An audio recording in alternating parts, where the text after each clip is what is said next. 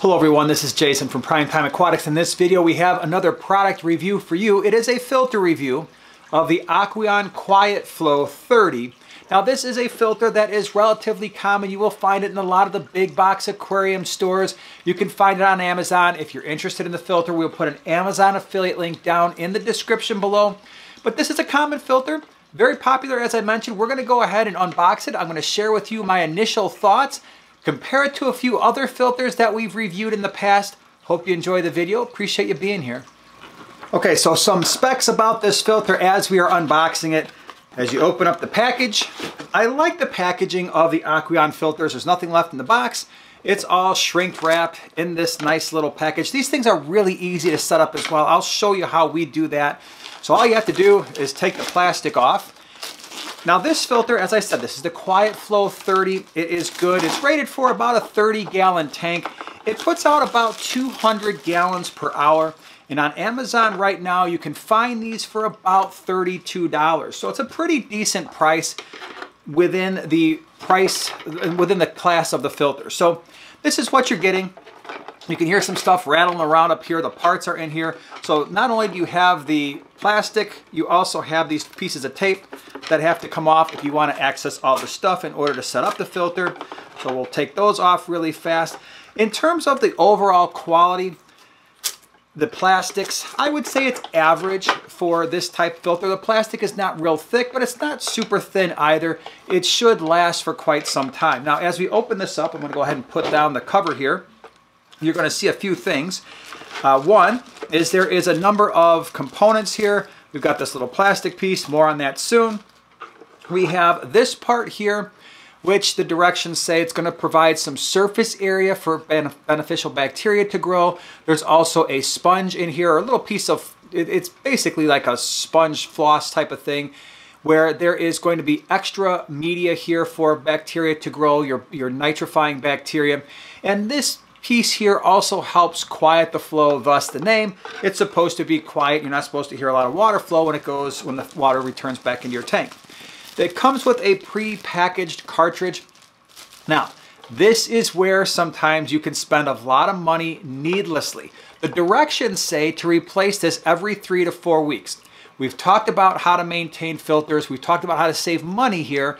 I'm going to put that video in the upper right-hand corner as well as in the description below. Highly recommend watch that video.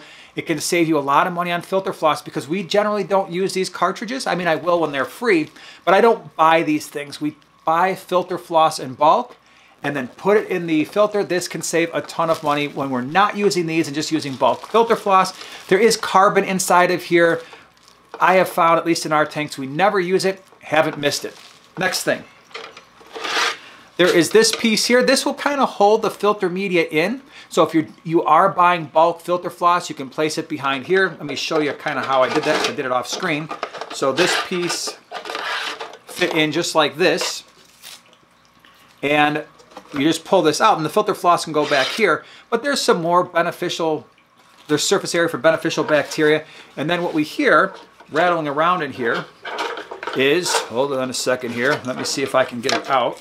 There should be an intake tube in here somewhere. All right, it took me a minute to get that intake tube out. Here it is. The intake tube on these really aren't adjustable, and so some of the other filters in this price point might have a more adjustable intake, but it hangs down far enough where we should be okay. It just snaps in just like this, and now we have our intake in.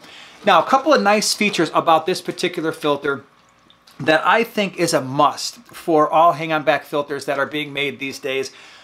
One of them, it shares one of the features, and that is the pump here. And so you've got the pump with the impeller. That's going to actually rest inside the water. Because it's inside the water, this filter is what is known as self-priming, which means you don't have to fill the back of the filter in order to get the hang-on back filter to run. It's going to suck the water from inside the tank, fill up the back, and then it's going to come back out. That is a huge thing, especially if you ever have a power outage. Sometimes filters that have the pump actually inside the back of the filter, when the suction is lost, the filter stops running. And so if you have a power outage and it comes back on and maybe you're at work, sometimes that filter can be sitting, not running for 6 to 8 hours, where this will just suck it right back in.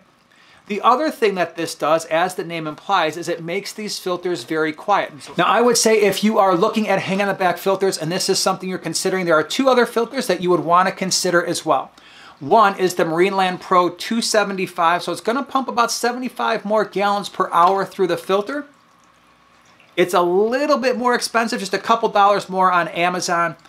It also has the internal pump, but the other thing that that filter has that this one doesn't have is an adjustable flow. So you can actually turn down the flow. Gives you a little bit more in terms of options when you need to move that filter to smaller size tanks. The other filter that I would consider, and this is one we've done a review on, and that is the Aqueon Title 35. That is rated for up to a 35-gallon tank. And again, it has the two features. One is the internal pump, which is going to make it quiet once again and self-priming, and that also has an adjustable flow. Now that's going to be a little bit more expensive on Amazon right now. It's going for about $38, but it's certainly something to consider. The one downside to that filter is it doesn't have an intake tube, and so it's really only taking water from the top part of the tank. All right, so let's talk real fast about how to assemble this. You're going to need this piece here, which is going to lock all the filter media into place. So it slides in just like that. The next thing you're going to need is your cartridge, which will slide in. It'll kind of fit in right here just like this. You have a little bit of space in the back, probably not as much as some other filter types. The nice thing is this is a very slim design, so you don't need a lot of space between the wall and the back of your tank. So that is certainly an advantage. The disadvantage is you're going to have a little bit less area here for media compared to maybe like the Aqueon 35 or even the Marineland Pro 275.